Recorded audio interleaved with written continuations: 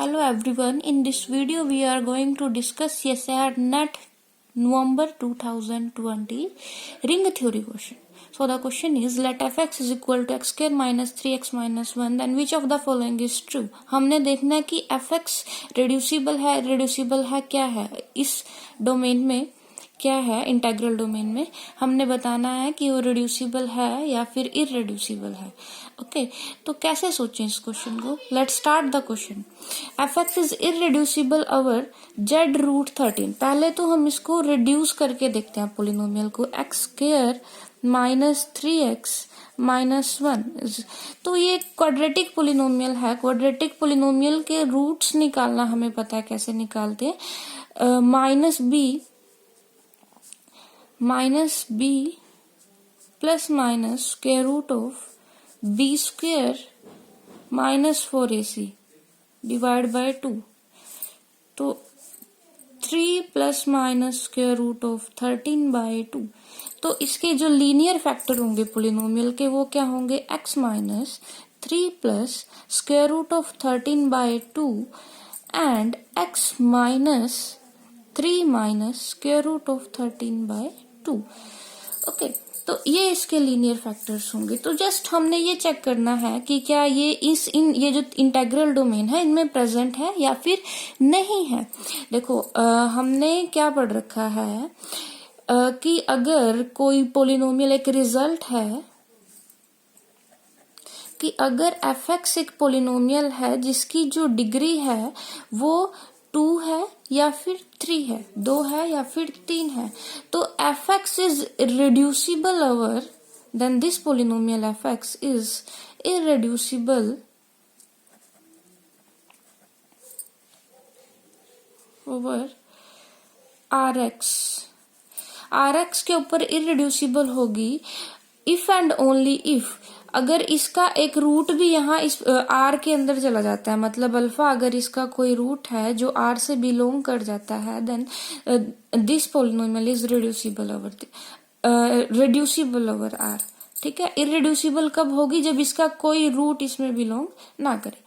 Okay अब मतलब जो ये रूट्स हैं इस पोलिनोमियल के, अगर ये इन इंटेग्रल डोमेन में प्रेजेंट हैं तो ये रिड्यूसिबल होगी, अदरवाइज नहीं होगी. तो ये रूट्स हैं इसके. अब देखो z√13 में किस टाइप के एलिमेंट होते हैं,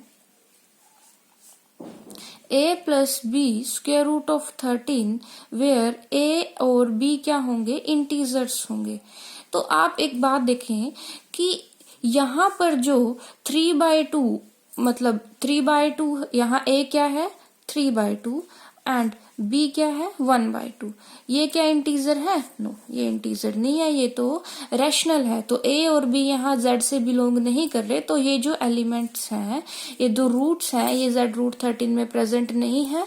तो इसीलिए fx is irreducible over z√13. Okay ये थे रूट 3/2 एंड 1/2. ये दोनों इंटीजर नहीं है, ये रैशनल है. तो fx z√13 पर क्या होगी, इररिड्यूसिबल होगी. उसके बाद क्यों, अब ये यहाँ रैशनल जो स्क्वायर रूट ऑफ 13 है वो एक इररेशनल नंबर है जो क्यू में प्रेजेंट नहीं है. तो इसका मतलब ये रूट्स क्यू में प्रेजेंट नहीं है, तो ये रूट्स इसमें बिलोंग नहीं करते. So this polynomial is irreducible over Q. तो ये दोनों ऑप्शन ट्रू है. रूट्स इन दोनों इंटेग्रल डोमेन में प्रेजेंट नहीं है तो क्या होगी, ये इररिड्यूसिबल होगी z√13 पर भी और क्यू पर भी. अब नेक्स्ट इज q√13. ये रूट्स q√13 में किस टाइप के एलिमेंट होंगे,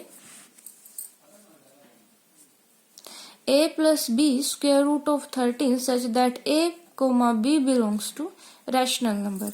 ओके तो ये तो ट्रू है. अब a क्या था 3/2 एंड इस केस में a क्या है 3/2 एंड b इज 1/2. ठीक है प्लस 13 यही है ना हमारे पास, 3/2 प्लस 1/2 स्क्वायर रूट ऑफ 13 ये है एक रूट. Okay 3/2 plus 1/2 square root of 13.